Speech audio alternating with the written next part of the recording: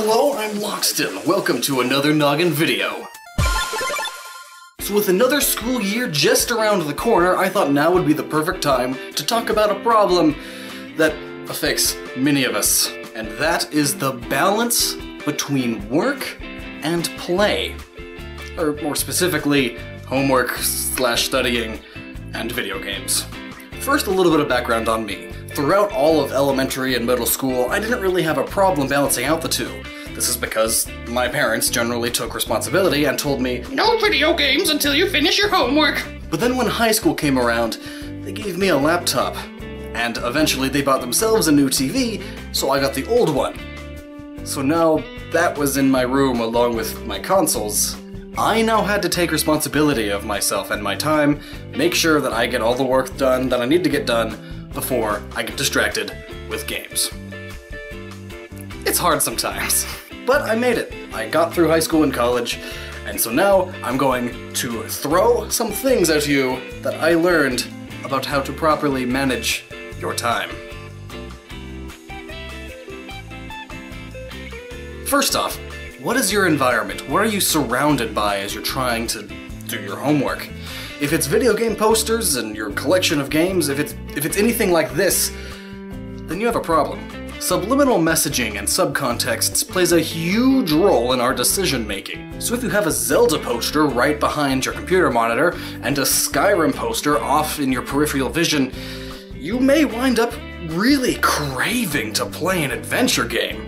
One study done at the University of Hawaii asked their students to turn their desks to face a wall and remove anything from the immediate area that resembles fun, or could even be minorly distracting. This was to be their exclusive study area. And compared to the students who didn't do it, those who did said they did in fact manage to put more time into studying, felt that the studying was more worthwhile, and they even raised their GPA by 1. But if you aren't in a position to move furniture around for whatever reason, then you could always try studying in the kitchen, where you're away from your bedroom or your living room, wherever you have your games at. You could even go out to your coffee shop or your library. There isn't a huge urge to play games out there. Or even the next best thing you could do, which is something you should probably do anyway, is reorganize your desktop. Remove any shortcuts to games you have. Save those for a little folder somewhere or for Steam. And that Dota 2 wallpaper you have? That's just as bad, if not worse, as having all these video game posters all over your wall. So get a more relaxing wallpaper. Put all those shortcuts in a folder, or even just save all your shortcuts for Steam. That's what it's there for. Some people have actually gone as far as making whole separate accounts on their computers specifically for studying, and all those games aren't installed on there. There's no access to them. This makes it harder to get distracted with your games, and you could even install a program called Focal Filter, which is a useful little program that filters potentially distracting websites. Though maybe that seems too drastic for you, and that's fine, that's understandable. So here's the biggest tip, the one that I used, the one that helped me the most. Turn gaming into a later activity. Make it a reward. A reward for all the hard work that you put into your homework. Always tell yourself, no gaming until 7 p.m. or whatever time works best for you. All your time before that is for working, and if that time comes and you still aren't finished, maybe you can push gaming back a little bit if you're close enough. Or if you can, just save it for tomorrow. If you didn't get distracted this long, then maybe you deserve a good gaming break. And doing this makes gaming even more fun for some people. It makes it more than just a simple pastime.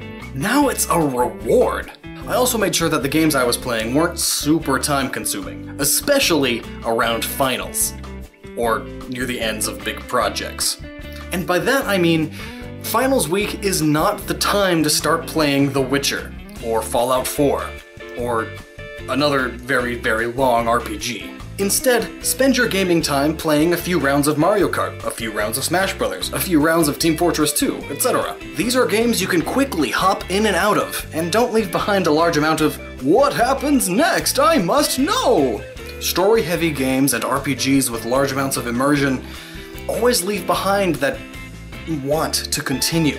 You want to get back into that world and experience it, explore it, learn how the characters develop.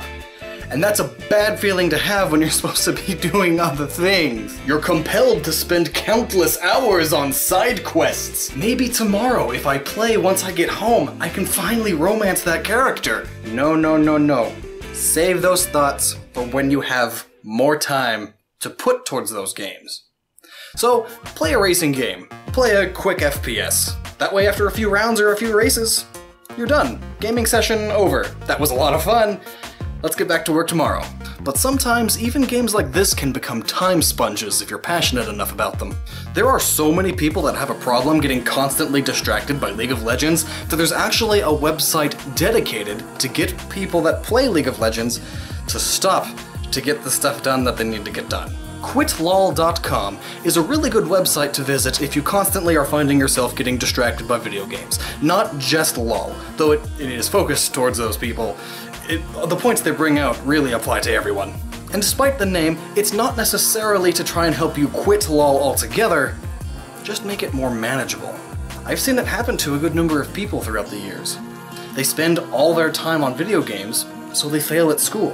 And failing at school really is, to some extent, failing at life. And besides, think about it. You fail at school, you're stuck working retail your whole life. A job that everyone looks down on. You hate your job, you get paid garbage. Because of that, you can't afford video games. Gaming is getting more and more expensive. How are you going to cope?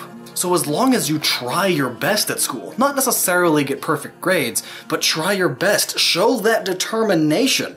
That's really what gets people good jobs. Determination, willpower, and then skill set and education falls under that. It depends on what the job is. They're not going to let some guy become a surgeon just because he has the will to do it. But putting in enough time, effort, and dedication can get you out of permanent retail and fast foodery. You can get yourself a decent job and have the money to buy all the games you want.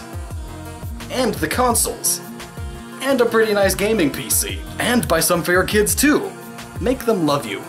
Buy their love. That's a terrible thing to say. Don't do that.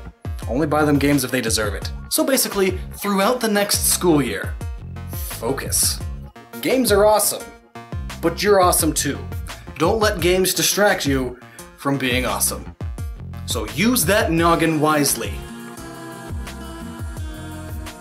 And stay awesome.